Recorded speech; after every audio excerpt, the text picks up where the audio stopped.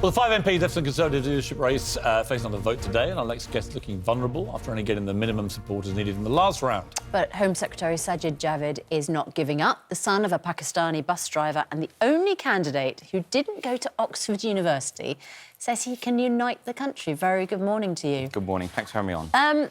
We've been pretty critical of last night's debate because we're not sure that anybody came out a winner. In fact, we've pretty much decided that nobody came out a winner. How did you feel it went for you? Because there are stories this morning that today might be the day when you actually withdraw from the race to be Tory leader. Is that true? Well, I'm not withdrawing. Certainly going to absolutely continue. OK. I'm in this to win it. And it's important to remember, I think, with Conservative Party leadership contests in the past year, they're full of surprises. There's still all to play for. But I think the most important thing is, like I was trying to do last night, is making my case. And I was the first in my family to go to university.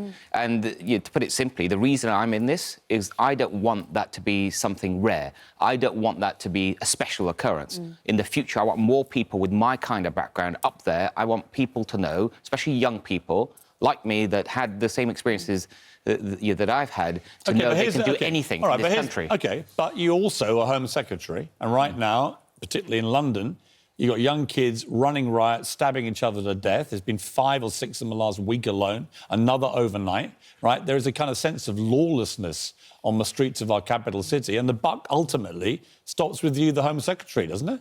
I take a full responsibility for doing all I can throughout the country, including, of course, in London, where we have seen this terrible rise in knife crime, to fight that. And it's been a priority of mine from day one. And it is something that... If it's your priority, with respect, it isn't working. So what are you going to do to persuade people that you're the right guy to lead the country if, having prioritised dealing with knife crime and seen the opposite happen, i.e. the numbers get worse, why should we believe you can lead the country? Well, I've been Home Secretary for about a year. And in that time, I think I've done everything I can on all fronts. There's no one single answer. Mr. Deep Khan, London Mayor, says it's not his problem, right? It's all to do with police cuts, which were made predominantly by Theresa May when she was Home Secretary.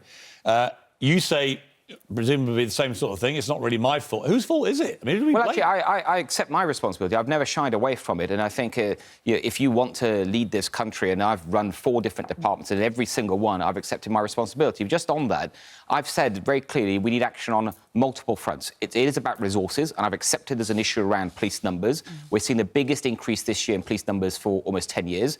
I've said if I was Prime Minister, I'd have 20,000 more police on the streets. That's exactly the number that So you put back all the ones Theresa May took off?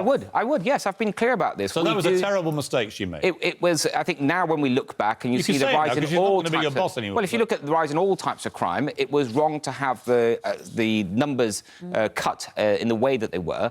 So we need more police. And how would you pay for that?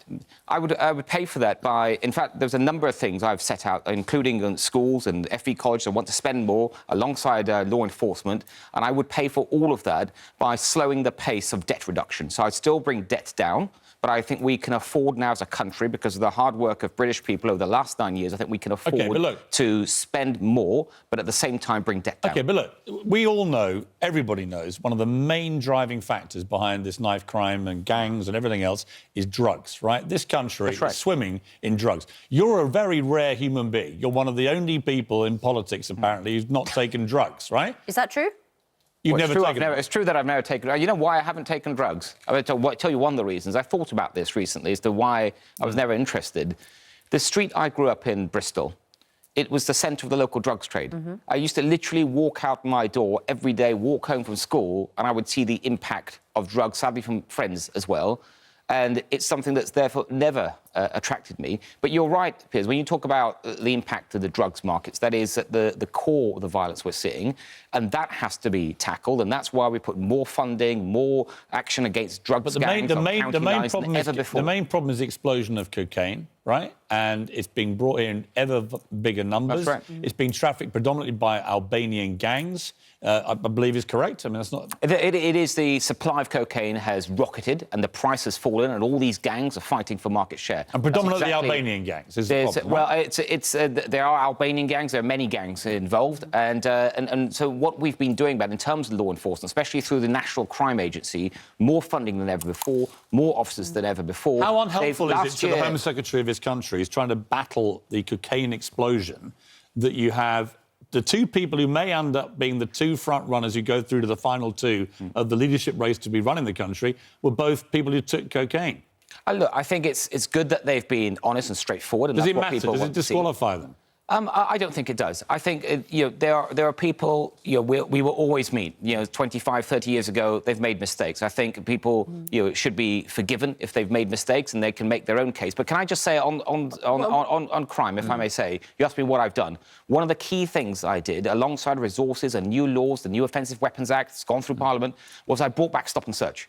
I did that in the first week. Yeah. And as a result, in London, the homicide rate is down 25% and stabbings of under 25s is down 15%. There is a lot more to do. Yeah. But if a lot of this is I fueled by the drug trade, I remember talking to the head of the National Crime Agency who blamed the people who are using cocaine partly for this problem. I mean, you would I've done that as well. presumably stand up by that as well. I have talked openly about... that's a pretty ironic situation, isn't it? If you blame cocaine users for this problem, and you're sitting on stools alongside two people who've admitted to using cocaine. I think it's fair to... Government ministers responsible for the problem.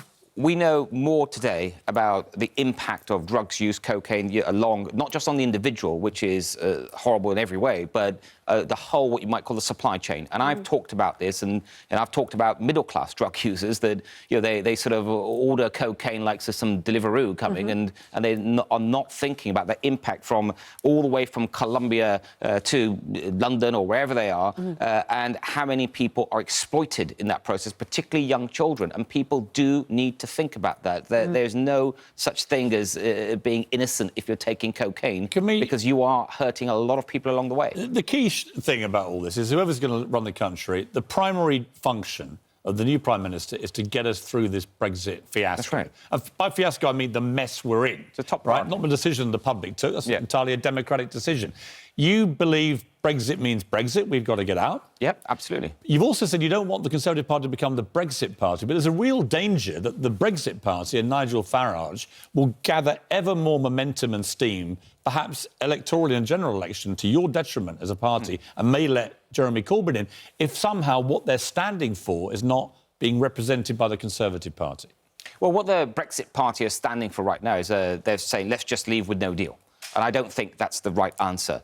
Is there any other way of doing it? Yes, well, there is. Yes, of course. The way to defeat the Brexit Party is to Brexit. That's the only way that we're going to do that. And the best way to do that is with a deal. So I think the priority should be. But the EU don't want to budge on the withdrawal agreement. They don't. And at the moment, and you haven't got time to renegotiate or negotiate a new deal. This is why I've set out a plan which I think is easily the most credible plan, which is to focus on the only thing that has got through our Parliament, which is the current withdrawal agreement with a change to the backstop. Now, you're right. You're going to say, well, the EU said no to that. And I understand that. But one of the reasons the EU keeps saying no is they think we don't have any other realistic alternative, because you have so many people... Well, that's because we've taken, with respect, that's because we've taken no deal off the table, which was a stupid negotiating ploy. No one ever does that in business. So why Theresa May ever allowed that to happen, I do not know.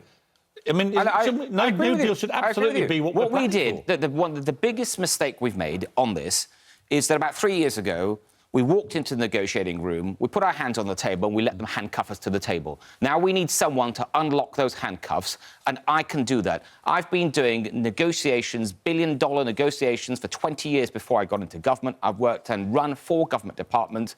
I know how to do this. We've got to unlock those handcuffs. That means properly preparing for no deal. And the reason you do it, and you're right, you prepare for no deal, not because you want it, it is precisely to get a deal. It's pretty scandalous we're not prepared for no deal. We've had 3 years.